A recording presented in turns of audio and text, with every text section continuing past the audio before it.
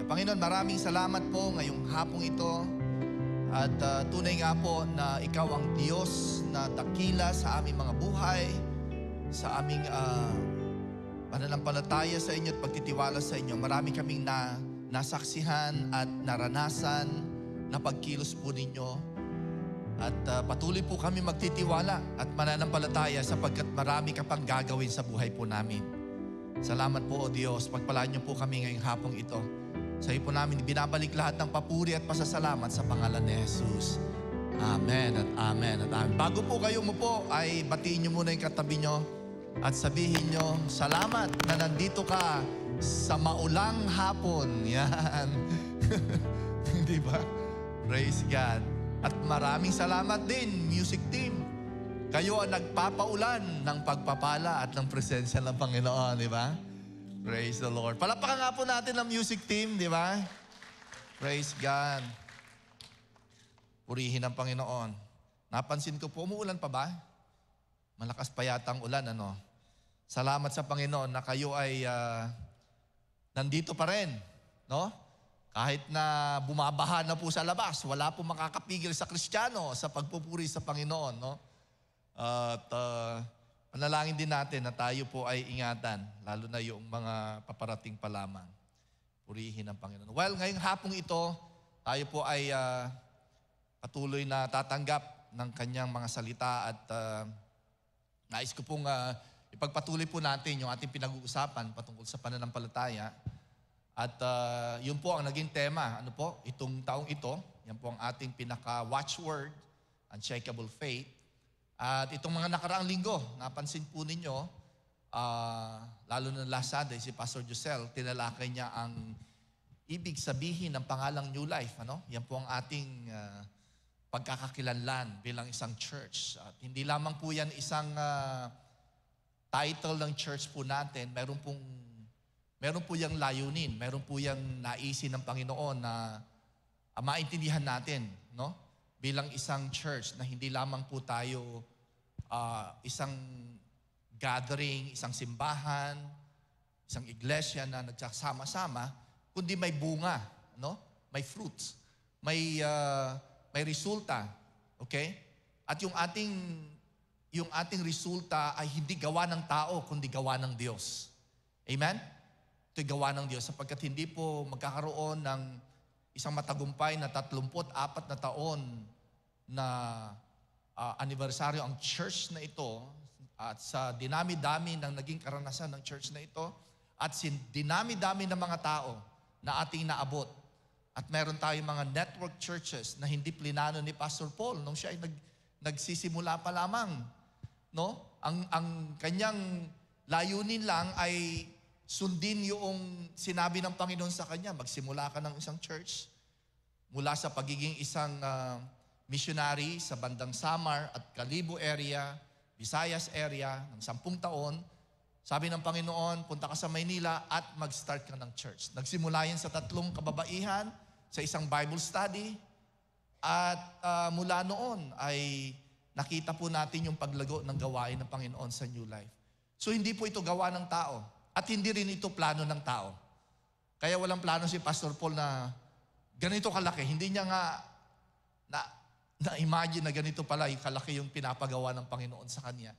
Pero kapag tayo po ay sumunod sa Panginoon at tayo ay magtitiwala lang sa Panginoon, along the way, kung ano man yung sinabi ng Panginoon sa atin, bagamat hindi natin alam kung ano magiging kinabukasan nito, basta sumunod lang tayo, may pagpapala ang Panginoon. May blessing ang Panginoon. Amen? Kaya po ito po yung New Life ngayon. Meron po tayong 50+ network churches all over the Philippines, all over Asia, mga simulaing iglesia sa Europe at sa Australia. Mga gawain na naniniwala tayo ay patuloy na palalakihin ng Panginoon. At isa rin sa gusto nating pag-usapan ngayong hapong ito patungkol sa pananampalataya ay yung elemento na siyempre naniniwala tayo at nananampalataya tayo sa Panginoon at sa Kanyang mga salita. Amen? Yan po ang ating pamumuhay. Kaya po tayo tinatawag na believer dahil we we believe. No? Kaya tayo naniniwala na anuman yung sinasabi ng salita ng Panginoon, yun po yung ating nilalakaran. At hindi lamang po yun. Meron po tayong pinaniniwalaan. Hindi lang basta naniniwala, meron tayong pinaniniwalaan. May persona, at yan ang Diyos na makapangyarihan. Amen? At hindi lamang siya makapangyarihan, kundi siya ay Diyos ng pag-ibig. Na siya ang Diyos na nagpapakita ng kanyang pagkilos sa sino mang nagtitiwala sa Kanya. Hindi siya yung Diyos na laging galit. Hindi siya yung Diyos na laging binabantayan kung ano ang iyong kasalanan. Hindi, siya yung Diyos na nagpapatawad, siya ang Diyos na nagpapala, at siya yung Diyos na kumikilos sa ating mga buhay. So yun yung ating pananampalataya, nakatuon sa isang persona. Hindi lamang tayo naniniwala ng basta naniniwala lang, meron tayong pinaniniwalaan. Ang Diyos na kumikilos at ang kanyang mga pangako, ang kanyang mga salita. Pinapag-aralan natin ang kanyang mga salita, naiintindihan natin ang kanyang naisin, naiintindihan natin ang kanyang plano, at ang sabi ng Panginoon, maniwala ka lang sa akin. Magtiwala ka lang sa akin. At pag pinaniwalaan mo ang aking mga salita, magkakaroon ng resulta ito sa iyong buhay. Katulad ng kapayapaan, ng kapatawaran sa kasalanan, at meron kang buhay na walang hanggan. Sino po naniniwala dito na ikaw ay may buhay na walang hanggan? Amen? Bakit natin iyong pinaniniwalaan? Sinabi ng salita ng Diyos. Yun ang ating pinanghahawakan. Yun ang ating pinananampalatayaan. Ngayon, sa puntong ito, nais ko pong talakayin ang anggulo ng pananampalataya na hindi lang para sa iyo. Yan. Dahil tayo mismo ay naniniwala at nananampalataya na kikilos ang Panginoon. Tama? Tama po ba?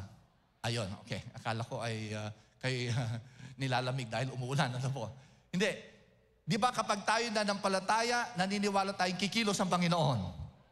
Sumasagot ang Panginoon sa panalangin natin. Napapakinggan niya yung ating mga desire, yung ating pagtitiwala sa Kanya. Amen? So may resulta ito. Kaya lang, tandaan po natin na yung ating pananampalataya ay hindi lamang para sa ating sarili.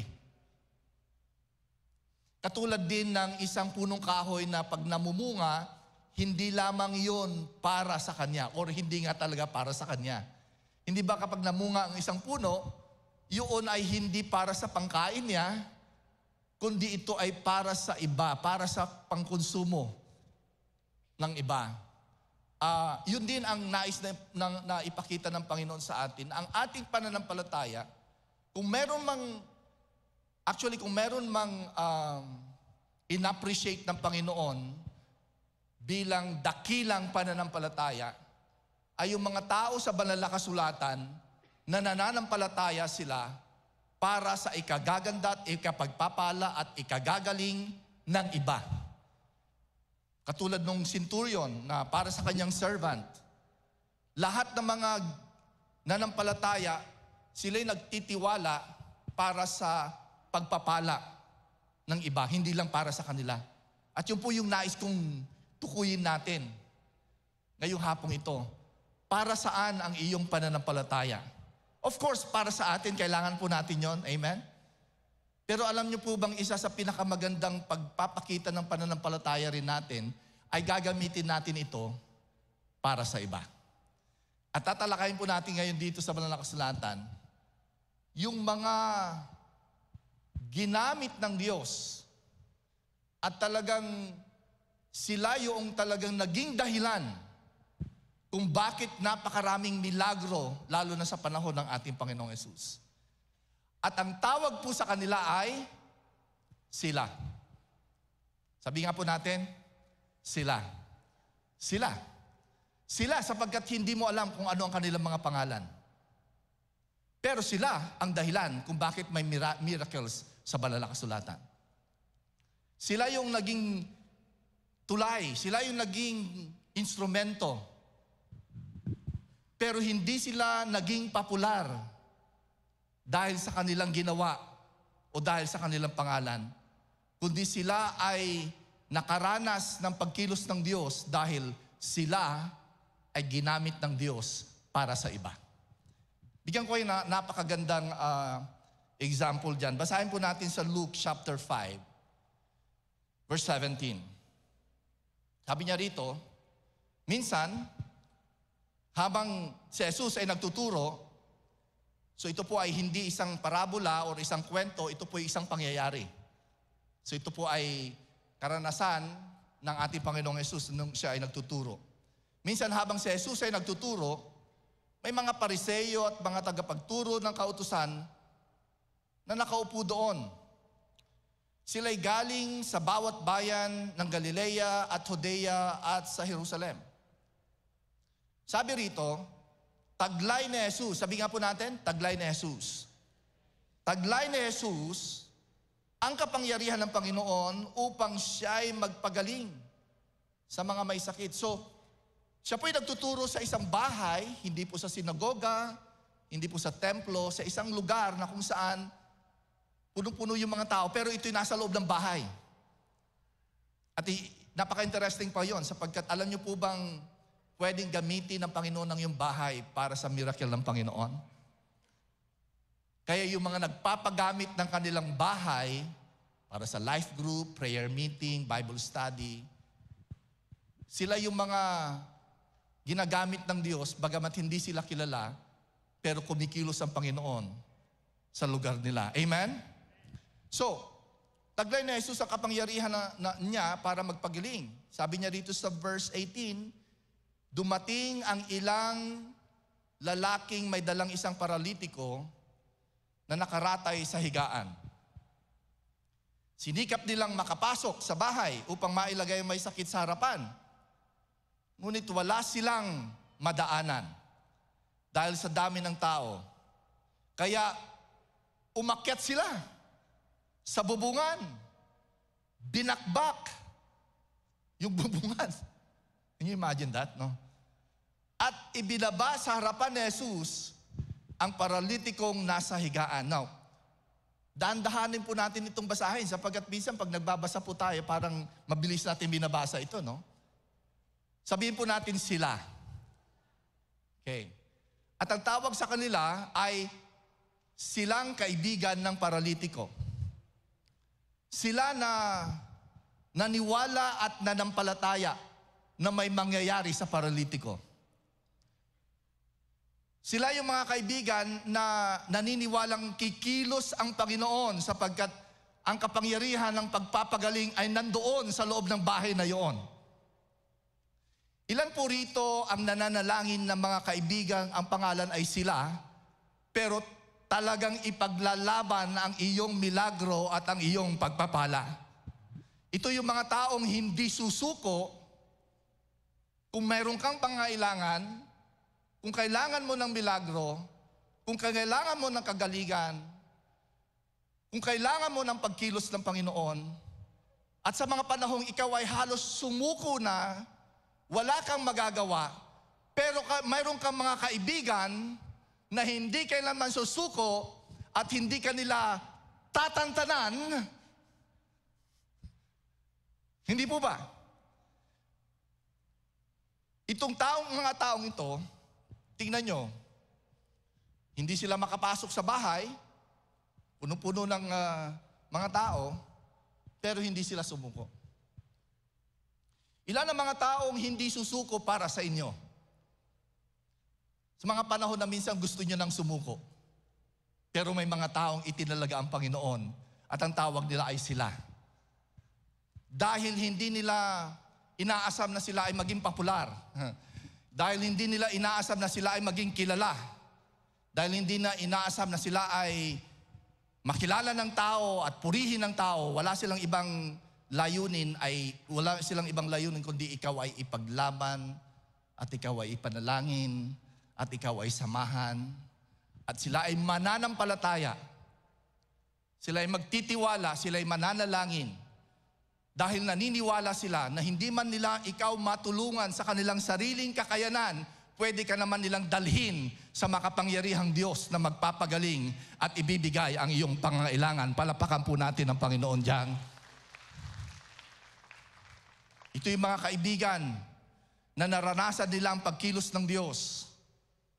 Ito yung mga kaibigan at mga tao sa paligid mo na nananampalataya sa plano ng Panginoon at siya ay mabuti at siya ay may kakayanan at sila ay nananampalataya hindi lamang sa kanilang sariling pagpapala, sila ay nananampalataya para sa iyong kabutihan, para sa iyong kinabukasan. So wala silang madaanan, verse 19, dahil sa dami ng tao, kaya umakyat sila sa bubungan. Pag ikaw ang may-ari ng bahay, nagpagamit ka nga ng Bible study, nagpa-Bible study ka na nga sa bahay na yun, hindi po ba? At syempre, ako naniniwala naman na nung panahon ng ating Panginoong Hesus, palibhasa ay Asian, yung kanilang kultura, sigurado ko may handaan din doon, di po ba? Pag tayo ay may Bible study, nag-home host tayo, lalo na ang ating Panginoong Hesus ang bisita. Hindi ba? Eh di maghahanda ka pa ng pagkain yan, magluluto ka ng biko, maghanda ka ng kape. Hindi ba? Magpapamerienda ka. Dahil gusto mong purihin ng Panginoon. Dahil gusto mong paglikuran ng Panginoon, so i-host mo yung mga tao. At minsan yung mga bisita mo, iba-ibang uri ng tao. May mga bisitang naghahanap kung ano ang niluto mo sa bahay mo. May mga bisitang nakahanda ng makisyaron. Hindi pa kumakain. May baong Tupperware para sa... O, di ba? At kakanta ng inaawit nilang, balutin mo ako. Di ba? So, marami kang gagawin. Mag-aasikaso ka, luluto ka. So, punong-puno ng tao. Ngayon, babakbakin pa yung bubong ng bahay mo. Eh, ang bahay po noon, hindi po katulad ng bahay natin ngayong yero, yung bubong, di ba? Ang bahay noon, flat eh. Meron siyang roof deck at yung kanyang bubong, simento po yun. Can you imagine that? Binabakbak yung roof deck mo. Siguro yung maaari, no? Para nakikinig siya sa ating Panginoong Hesus. Si Pastor Paul nag-i-interpret kaninang umaga. Meron na akong sariling interpretation din, di ba?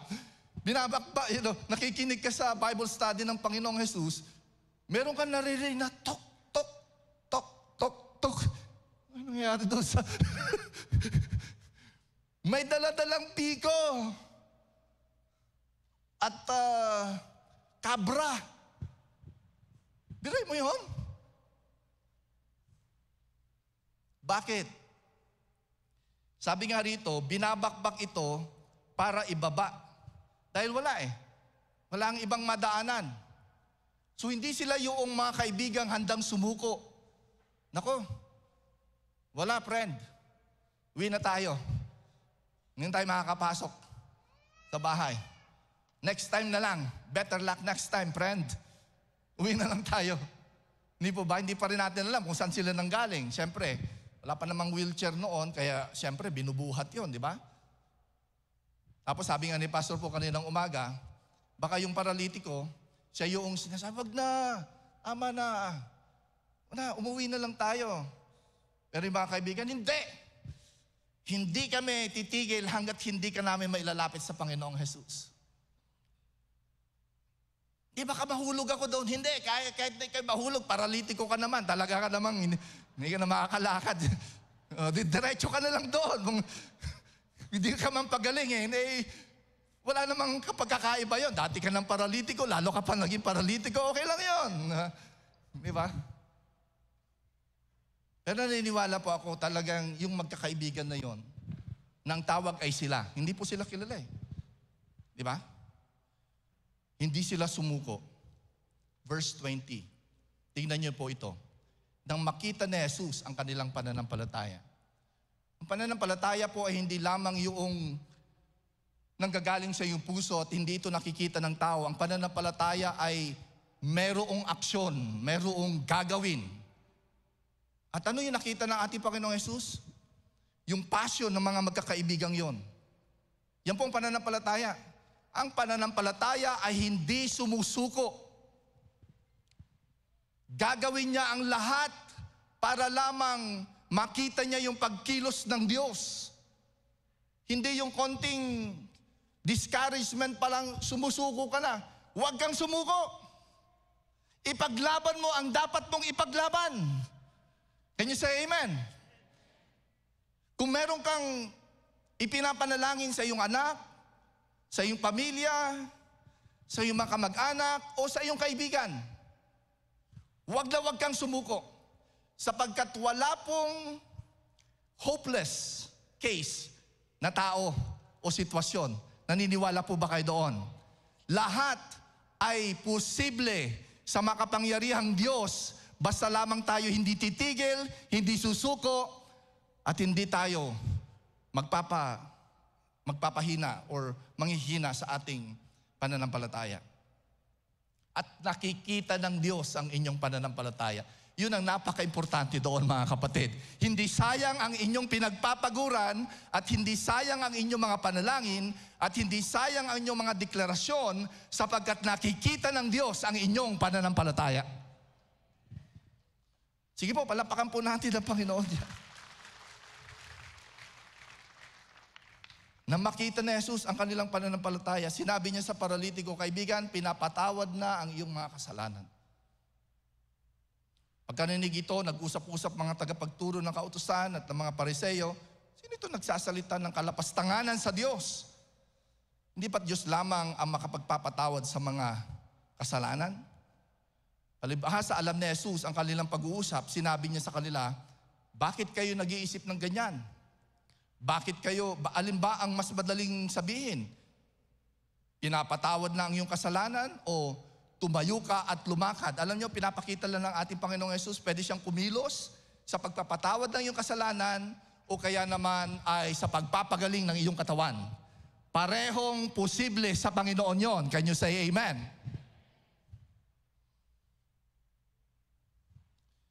Verse 24, sabi niya rito, ngunit upang malaman ninyo na ang anak ng tao ay may makapangyarihan o may kapangyarihang magpatawad ng mga kasalanan dito sa lupa, sinabi niya sa paralitiko, tumayo ka, buhatin mo ang iyong higaan, at umuwi ka na. Na-receive niya yung kanyang miracle. Can you imagine that? He received his miracle because of the faith of his friends. Kaya nga, para sa Panginoon, great faith yon. Ang great faith ay nananampalataya ka para sa iba. Sapagkat hindi mo iniisip ang iyong sariling interest lang. Great faith yon para sa Panginoon. Na kahit na ikaw ay may pangangailangan, nananampalataya ka sa pagpapala ng iba na nangangailangan. Kaya alam niyo po ba ang susi ng breakthrough, ng blessing? Kung ikaw ay may pinaniniwalaan o ikaw ay pinapanalangin sa iyong sariling buhay, sa iyong personal na buhay, magpala ka sa iba. I-bless mo ang iba. At makikita ng Panginoon yon at doon papasok ang breakthrough para sa iyo. Can you say amen? So sabi ng Panginoon, tumayo ka, umuwi ka na. Agad namang tumayo ang lalaki at sa harap ng lahat ay binuhat niya ang kanyang higaan at umuwing nagpupuri sa Diyos. Praise the Lord. Teka, nasaan yung mga kaibigan niya? Umuwi na siya, di ba? Gumaling na naka-receive ng miracle. Nasaan yung mga kaibigan? Bumakbak ng bubong doon. Naiwan po dahil kailangang ayusin yung bubong na kanilang binakbak. Palakpakan mga po natin. Naiwan po sila. Sabi siguro ng may-ari ng bahay, saan kayo pupunta? Kumpunihin niyo muna yung binakbak niyo sa tuktok ng bubong ko. Huwag kayong basta-basta umalis. Pero, di naman po nakalagay dito. Pero, palagay ko, dapat lang po na kumpunihin nila yun. Kasi pag hindi nila kinumpuni yun, hindi na kayo makagagamit ng life group sa bahay ko. Ay, purihin ang Panginoon. Pero ang punto po natin dito, ito po yung pananampalataya. Na kung saan ay Naniniwala tayo para sa pagpapala ng iba. Nananalangin tayo para sa ikabubuti ng iba. Naniniwala tayo sa milagro. Dito po sa New Life, katulad po ng nabanggit nga ni Pastor Jose last Sunday, tayo po ay nandito upang magtulungan sa isa't isa. At kailangan po natin yon. Kailangan po natin ng isang community, ng isang pamilya, na kung saan wala po tayong ibang magiging layunin, kundi ang magpanalanginan sa isa't isa. Meron pa tayong tinatawag na tagline dito po sa New Life, we do life together. Nais po namin iparating sa inyo at naway maranasan po ninyo na dito po sa church na ito, hindi po lamang basta kayo attender dapat ng church pag-service at hindi naman natin sinasabing dapat makilala kayo at kayo ay malaman ng mga leader o mga pastor. Ang sinasabi lang po namin, naway wag lamang kayong umatin sa simbahang ito na napakalaki at maraming mga tao na tila baga kabilang kayo sa isang malaking kongregasyon pero nag-iisa kayo. Hindi kayo dapat mag-iisa. Can you say amen? Kalabitin mo yung katabi mo kung natutulog na siya. Hindi pala. Sabi mo sa kanya, hindi ka nag-iisa. Ayan. Hindi siya. Ba't kayo nagtawa na? Di ba? Hindi ka nag-iisa. I mean, seriously po. Do you have anyone who will believe with you and pray for you in this house? Do you have someone in this house that you can confide and you can say, bro, pag-pray mo nga ako, hindi ko alam kung anong mangyayari sa family ko? Do you belong to a community or to a group where you can just say, I need your help, I need your prayer? Or you can share your blessing, or you can share your testimonies, or your victories, or your success. And you can celebrate together with a community that you believe they're praying for you. Yan po yung nais po natin sa lugar na ito.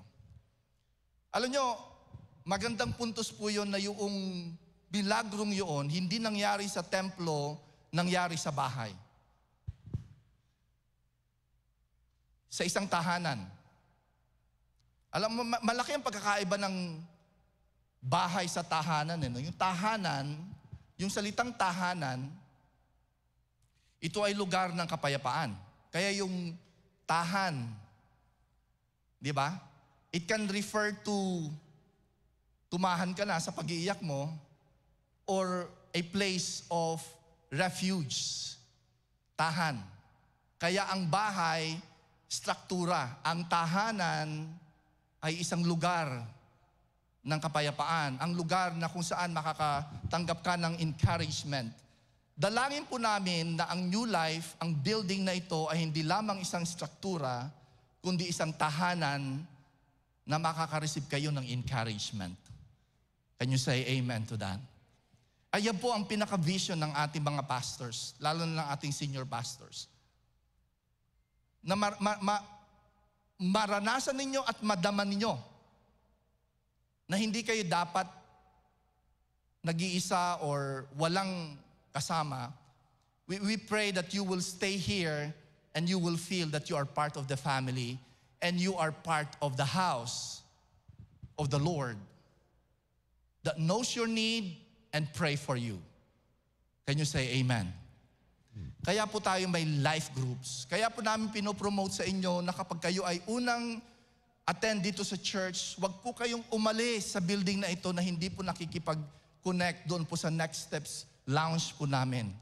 Kaya po namin laging fina-flash po yung QR code doon. Hindi lamang para kunin ang iyong pangalan, pero para i-contact po namin kayo dahil ito po yung pinaka-practical na pamamaraan kung paano po namin kayo mafa-follow up.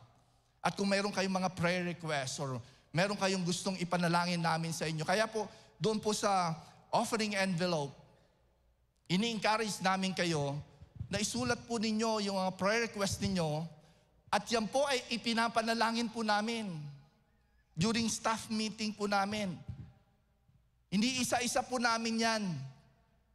At ini-encourage namin mga staff, kung okay sa kanila, kontakin nyo yung mga taong nagsulat ng kanilang mga prayer requests para maipanalangin natin. Dahil naniniwala po kami na kumikilos ang Panginoon pagka may nananalangin para sa iyo. Can you say amen?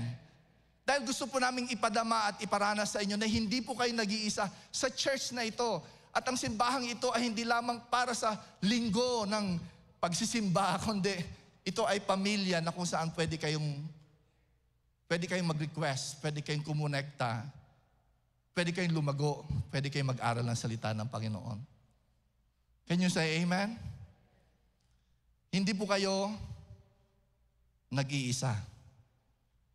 Luke chapter 14, verse 15 to 24. Ito ay isang parabola ng ating Panginoong Yesus. Sabi niya rito, narinig ito ng isa sa mga kasalo niya roon at sinabi sa kanya, pinagpala ang makakasalo sa hapag ng kaharian ng Diyos. At sumagot sa Jesus, isang lalaki ang naghanda ng isang malaking salo-salo at marami siyang inaanyayahan. Yan po ang nais ng Diyos sa atin na sa isang tahanang katulad dito ay inaanyayahan niya ang mga taong nangangailangan, ang mga taong naghahanap, ang mga taong nagugutom sa spiritual na buhay, ang mga taong naghahanap ng pagkilos ng Panginoon.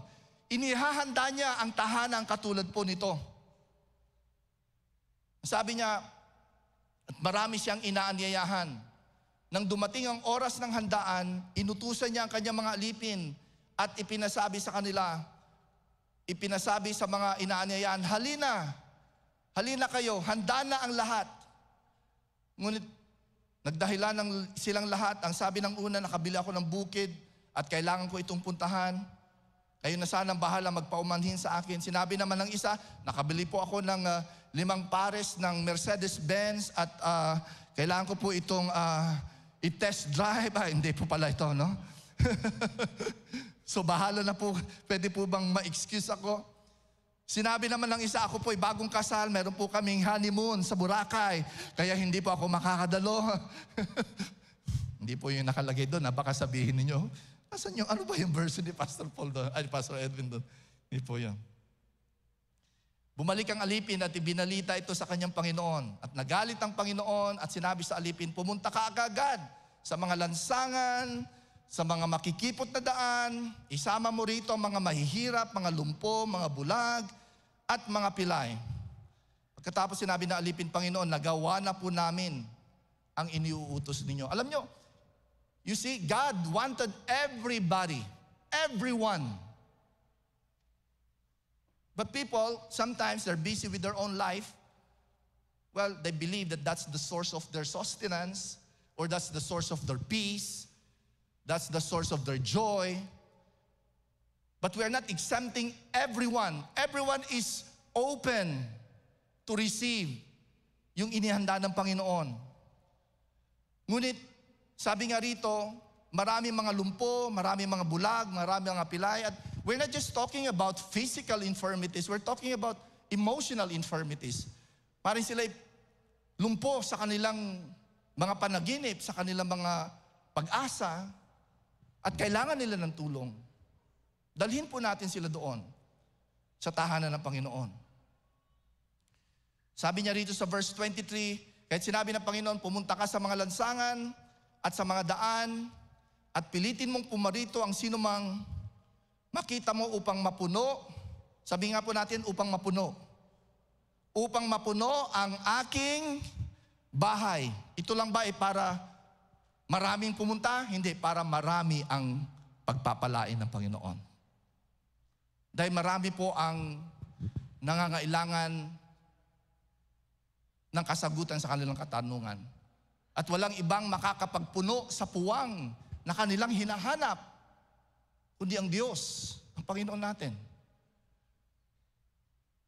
At yun po ang nais ng Panginoon sa atin.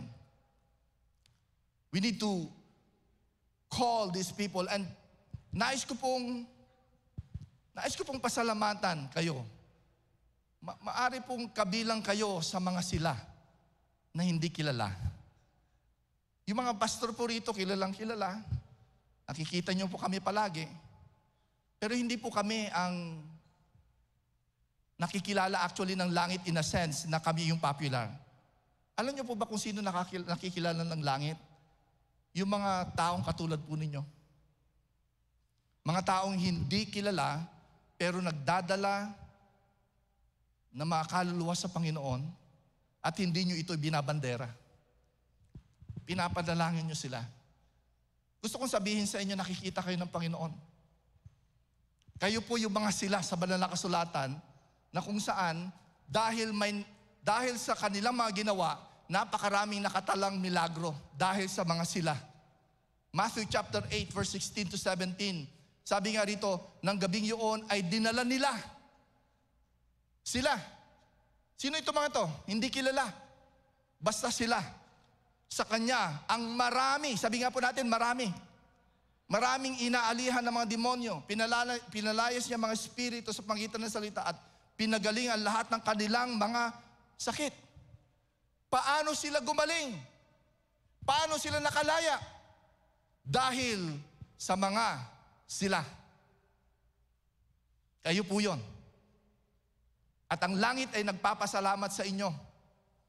Pag sinabi ko pong sila at hindi nakapangalan or hindi po sila na-mention sa banal na kasulatan, hindi ibig sabihin ng iyong pangalan ay hindi na alam ng Panginoon.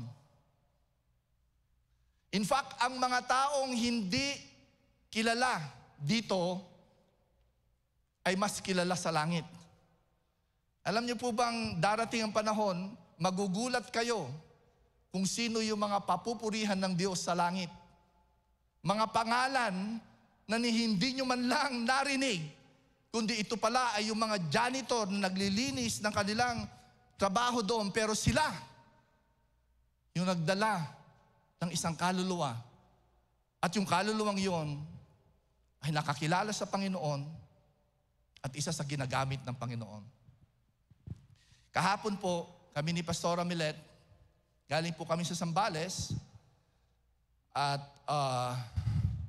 kami po ay nag-conduct ng service, wake service, isang internment, actually isang libing po. Napaka-special po itong wake service na ito para sa akin sapagkat kung maalala nyo po noon, may mga kinukwento na ako patungkol kay Manang Patring. Kung may nakakaalala nun, ano?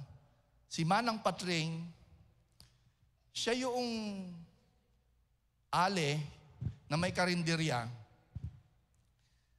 at siya yung nag-introduce kay Jesus sa akin. Itong ale na ito, talagang wala namang posisyon sa church. Miyembro lang. Hindi siya elder, hindi siya usher, hindi nga siya worship leader. Attender lang po siya sa congregation. I remember, as far as I know, ganun po yung kanyang ministry. Pupunta po siya sa labas pagka during the week. It's either magpapakain siya dahil may karinderya siya at nangangaral siya ng ebanghelyo. Isa po ako doon sa kanyang nasiran. At the age of, tignan ko, baka hindi ako magkamali dito. No? Anong age ko ba noon? At the age of 16. Si fourth year high school ho yata ako noon eh. No, third year high school.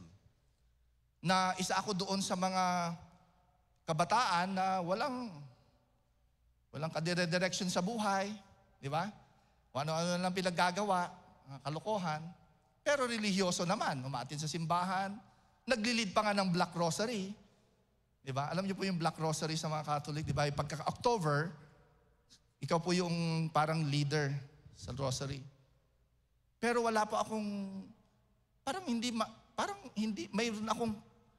meron akong kulang na hindi ko alam kung ano yon. At nung itong si Manang Patring, sinare niya sa akin patungkol sa Ebanghelyo, John chapter 3:16, ganun lang kasimple. Sapagkat ganun na lamang ang pag-ibig ng Diyos sa iyo, Edwin. na ibinigay niya ang kanyang bugtong na anak. Upang kung ikaw ay manampalataya, hindi ka mapapahamak kundi ikaw ay maliligtas. Gusto mo ba siyang tanggapin? That day, October 26, 1986 o 1987, tinanggap ko ang Panginoon. Nandito na po ako ngayon, nagpipreach sa inyo. At marami na po akong nagagawa para sa gawain ng Panginoon. Pero si Manang Patring, maring hindi siya kilala. Hindi siya kilala. Pero, isa siya doon sa mga sila na hindi niya minamaliit yung kanyang tungkulin, mangaral ng salita ng Diyos, akayin ang mga kabataan sa Panginoon. Kaya ho kahapon, siya po ay, nag-pass away po siya, nasa Amerika po siya, tapos binalik na lang ho yung kanyang urn dito sa Zambales. Nag-request ang kanyang family. Sabi niya, Pastor, alam ko pong busy-busy kayo. Pwede po bang ma-request namin kayo mag-interview? Of course. Sabi ko, walang dahilan para hindi ako mag-service kay Manang Patring. Dahil kapag umuwi po ako doon sa probinsya, lagi akong dumadaan doon sa karinderya. Kadadaan ko doon. Para lamang sabihin sa kanya, Manang Patring, ano man ang bunga ko, ano man ang successes ng ministry ko, laging babalik lahat sa iyan. Dahil isa ka doon sa nakakita kung gaano kahalaga na maipangaral ang salita ng Diyos sa akin at para tanggapin ko siya. At nung tinanggap ko siya, maaari sigurong hindi mo akalain na yung aking pagtanggap, yun na ang dahilan upang ako ay lumakad sa aking calling. Kaya ngayon, nakikita po man na ganito yung aking ministry, lagi kong sasabihin sa iyo, Manang Patring, huwag mong kalilimutan. Bawat kaluluwa na naliligtas dahil sa pangangaral ko ng salita ng Diyos, lahat yan bumabalik sa iyo dahil ikaw, yung sila na hindi kilala ng lipunan, pero kilala ng langit. Palapakan nga po natin siya. Mga kapatid, kayo ay sila. Salamat sa inyong pagsunod. Salamat sa inyong paglilingkod sa Panginoon. Salamat dahil isa kayo sa sila na nagdadala ng inyong mga anak, nagdadala ng inyong pamilya. Salamat dahil isa kayo sa mga nananalangin kahit na hindi alam ng mga ipinapanalangin ninyo. Pero alam ng Panginoon yon. At nais ng Panginoon na kayo ay magpatuloy sa inyong paglilingkod sa Kanya. Sasabihin ko sa inyo, at hindi ako kailanman matatapos sa pagsasabi nito, hindi man kayo napapansin, kilala kayo ng langit. Alam niya kung ano ang ginagawa ninyo. John chapter 11, at dito po magwawakas na po ako rito, verse 43 to 44. Ito yung panahon na kung saan ay namatay yung kaibigan ng ating Panginoong Yesus. Ngunit pumunta siya doon para buhayin si Lazarus. Verse 43. At nang masabi niya ang mga ito ay sumigaw siya ng malakas ng tinig, Lazaro, lumabas ka! Alam niyo naman po yung miracle na yun, di ba? Patay na po siya, 4 na araw na. Sabi nga ng mga tao, kapatid niya, Panginoon, nangangamoy na siya dyan. Ha? Mabubuhay pa kaya? Walang imposible sa Panginoon. Amen? Kaya walang imposible sa taong akala mo hopeless na siya, kikilos ang Panginoon at mabubuhay ang taong iyan sa harapan ng Panginoon at mapapatawad ang kanyang kasalanan at siya ay maglilingkod sa Panginoon. Verse 44, ang taong namatay ay lumabas na ang mga kamay at mga paa ay natatalian ng mga telang panlibing. At ang kanyang mukha ay may balot na tela. Alam niyo ang sinabi ng ating Panginoong Yesus? Sinabi ni Jesus sa kanila. Yung mga sila, yung mga hindi kilala. Siya'y inyong kalagan at hayaan niyong makaalis at makalaya doon sa kanyang balot. Panginoon ang bubuhay sa taong makasalanan, pero kailangan niya nang sila para mag-disciple sa mananampalatang iyon. Kailangan niya nang sila upang tulungan na kalagan ang balot na kung saan ay nag-identify sa kanya sa kamatayan at nais niya tumawag ng mga sila upang i-disciple, alagaan, ipanalangin ang mga taong binuhay ng Panginoon. Kayo po yun. Salamat po sa inyo. At patuloy pa kayong gagamitin ng Panginoon. Amen? Purihin ng Panginoon. Dito sa church, kailangan po natin ng isang lugar ng presensya ng Panginoon ay iniimbitahan natin. Nagpapasalamat tayo sa mga sila. Sinong sila? Traffic marshal, music team, media team, soundboard. Mga sila na hindi nyo kilala. Pero kung hindi sa kanila, wala pong service ngayon. Hindi po sila nakikita. Pero yan po ang aming naisin.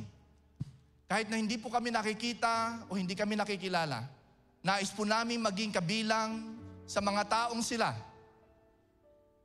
upang i-prepare ang lugar na ito, upang ang presensya ng Panginoon ay narito, upang makaranas kayo ng pagkilos ng Panginoon at upang makaranas kayo ng miracle ng Panginoon.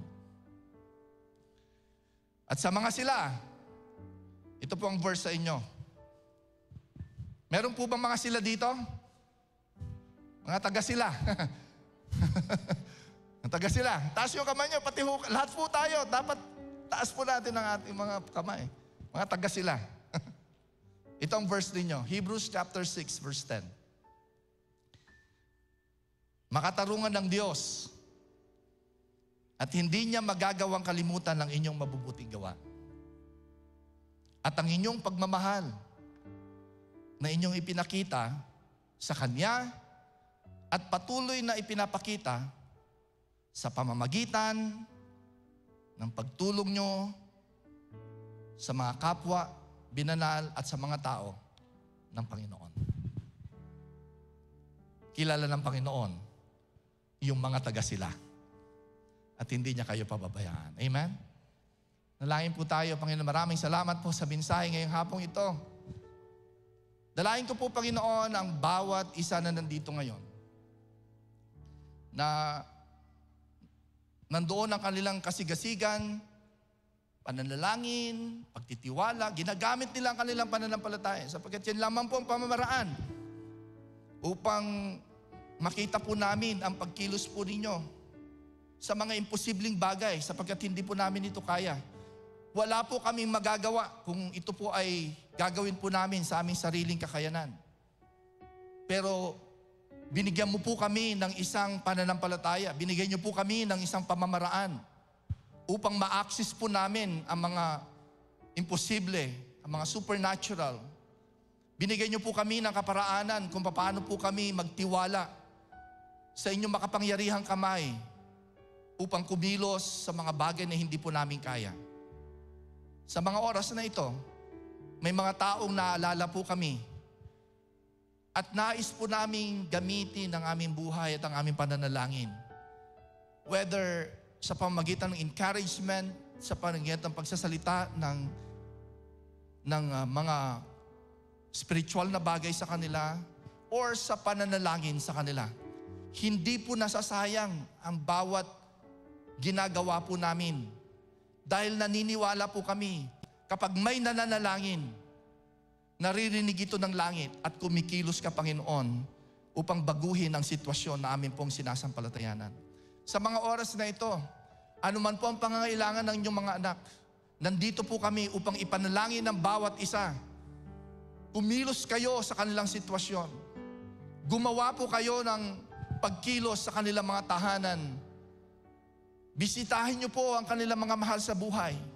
Magsalita po kayo sa mga taong naniniwala po kaming sila ay magbabago dahil sa pagkilos ng Banal na Espiritu.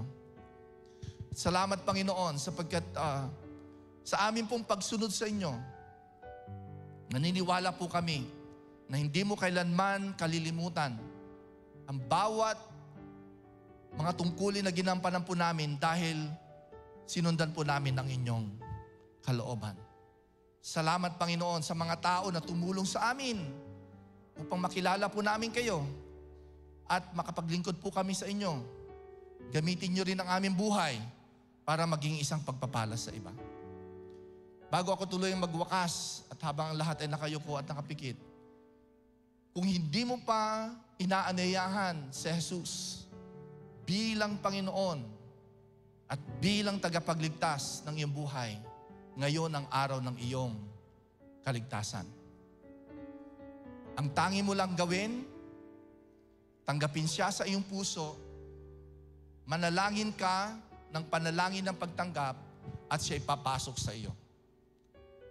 Tutulungan ka namin sa pananalangin. Kung nais mong tanggapin ang ating Panginoong Hesus at isuko mo ang iyong buhay sa Kanya ngayong araw na ito, dahil matagal ka niya nang kinakausap, iniintay niya lang na buksan mo ang iyong puso. Pero ngayong araw na ito, kung nais mong buksan ang iyong puso, pwede ka namin tulungan sa pananalangin. Habang ang lahat ay nakayuko, kung ikaw yon, itaas mo lang ang iyong kanang kamay upang makilala ka namin. Nais mo bang tanggapin siya? Tutulungan kita sa panalangin.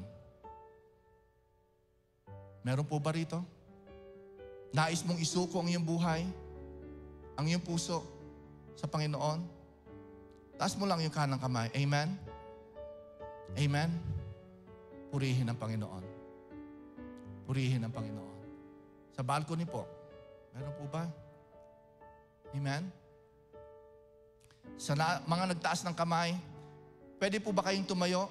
Yung mga nagtaas po ng kamay. Amen. Palapakan po natin itong mga nagtaas ng kamay na ito. Amen. Hallelujah. At pwede ba naming anyayahan kayong pumunta dito sa harapan para makilala namin kayo? Sige lang po, wag po kayong mahihiya. Nais lang po namin kayong makilala. Sige po, come. Sige po. Amen. Sabayan po natin sila at maipanalangin na rin po natin sila. Amen? Hallelujah. Sige, palapakan po natin itong mga ito. Kung mayroon man po sa balcony, hintayin po namin kayo. Hallelujah. Purihin ang Panginoon.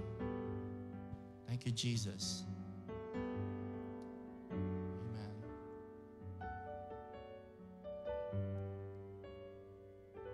Amen.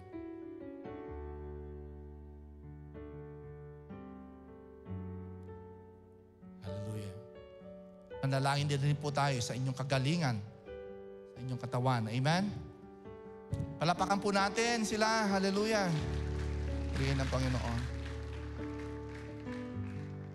Salamat po sa inyong pagpunta rito. Church, tumayo po tayong lahat. Panalangin natin sila. Sumunod po kayo sa akin sa panalangin. Ano po? Sabay-sabay po nating sabihin, Panginoong Jesus, binubuksan ko ang aking puso. Inaanyayahan kita maging Panginoon at tagapagligtas ng aking buhay. Mula ngayong araw na ito, ako'y susunod sa inyo. Tinatanggap ko po ang kapatawaran at buhay na walang hanggan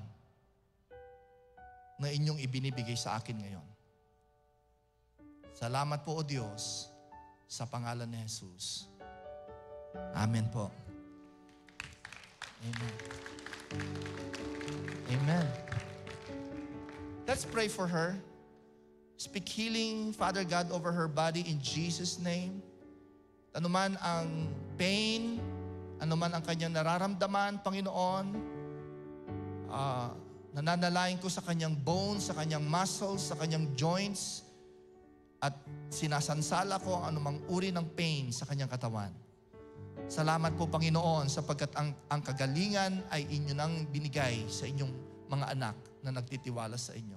Sa pangalan ni Jesus, Amen and Amen and Amen and Amen.